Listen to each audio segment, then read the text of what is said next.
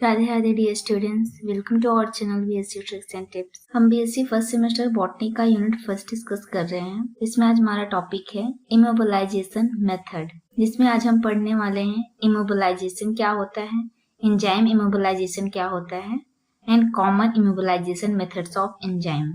सो start करते हैं। सबसे पहले हम टर्म समझते हैं इमोबिलाइजेशन। इमोबिलाइजेशन मतलब होता है कि मूवमेंट को रिस्ट्रिक्ट कर देना। जब हम किसी भी एंजाइम, सेल या फिर बायोमोलिक्यूल्स के मूवमेंट को रिस्ट्रिक्ट कर देते हैं, उसी को इमोबिलाइजेशन कहा जाता है। Immobilization method refers to technique that restrict the movement of enzymes, cell or other biomolecules, allowing them to be fixed on a support or within a matrix. So generally immobilization में हम क्या करते हैं, किसी भी एंजाइम, सेल या biomolecules का जो मूवमेंट होता है उसको रोक देते हैं। नेक्स्ट है enzyme immobilization. Enzyme immobilization term ही क्लियर कर रहा है कि एंजाइम की एक्टिविटी को रोक दिया जाएगा। यहाँ पे एंजाइम इमोबिलाइजेशन इन्वॉल्व्स फिजिकली और chemically restrict the movement of enzyme, typically by attaching it to a solid support और इनकैप्सुलेटिंग इट। एंजाइम इमोबिलाइजेशन हम कैसे कर देंगे कि एंजाइम से किसी सॉलिड सपोर्ट को अटैच करके या उसे किसी सॉल्यूशन में इनकैप्सुलेट करके हम एंजाइम की एक्टिविटी को रिस्ट्रिक्ट कर देंगे। नेक्स्ट है common immobilisation method of enzyme. Means हम एंजाइम के मूवमेंट को कितने तरीके से रोक सकते हैं। तो इसके कॉमनली दो तरीके हैं। फर्स्ट है केमिकली, सेकेंड है फिजिकली। केमिकली में क्या होता है, एड्सॉर्प्शन होता है एंड कोवैलेंट बॉन्डिंग होती है। फर्स्टली हम समझेंगे एड्सॉर्प्शन क्या होता है। एड्सॉर्प्शन में हमारा जो एंजाइम होता है वो किसी इनर्ट मटेरियल के सरफेस से अटैच्ड हो जाता है। तो ये क्या है, हमारा एक इनर्ट मटेरियल है और ये है हमारा एंजाइम जो कि इनर्ट मटेरियल के सरफेस पे नॉन कोवैलेंटली अटैच्ड हो गया है। नेक्स्ट है कोवैलेंट बॉन्डिंग। कोवैलेंट बॉन्डिंग के टू टाइप्स हैं, एक है सपोर्ट, दूसरा है क्रॉस लिंकिंग। तो हमारा एंजाइम सपोर्ट की हेल्प से एंड क्रॉस लिंकिंग की हेल्प से भी रिस्ट्रिक्ट हो सकता है इसका मूवमेंट। तो फर्स्टली हम समझेंगे सपोर्ट में क्या होता है।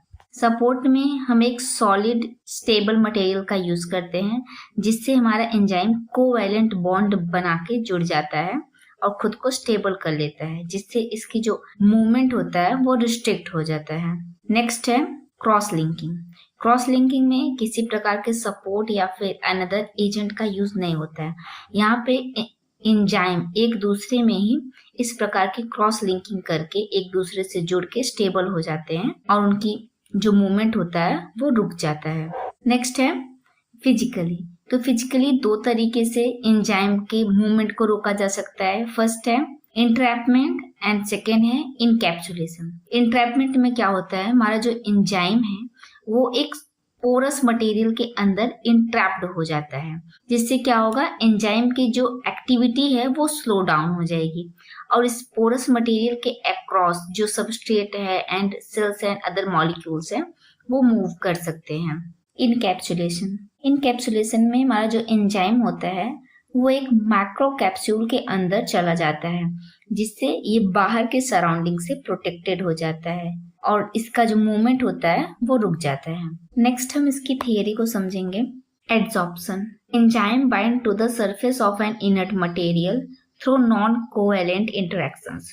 नॉन कोवैलेंट इंटरेक्शन कैसे होते हैं, जैसे कि van der Waals forces and ionic bonds. Covalent bonding. Covalent bonding में दो तरीके से हमारा एंजाइम स्टेबल होता था। फर्स्ट है सपोर्ट के थ्रू एंड सेकेंड है क्रॉस लिंकिंग के through. Enzyme are covalently linked to a support material creating a strong stable bond। वो क्या करेगा, एंजाइम किसी सपोर्ट मटेरियल के साथ कोवैलेंटली अटैच्ड हो जाएगा एंड एक स्ट्रॉन्ग स्टेबल कोवैलेंट बॉन्ड का फॉर्मेशन कर लेगा। अगला है cross linking. Enzyme are linked together using a cross linking agent forming a network of enzyme molecules without a support. Cross linking में बिना किसी सपोर्ट के जो एंजाइम है वो एक दूसरे में ही क्रॉस लिंकिंग करके स्टेबल हो जाता है।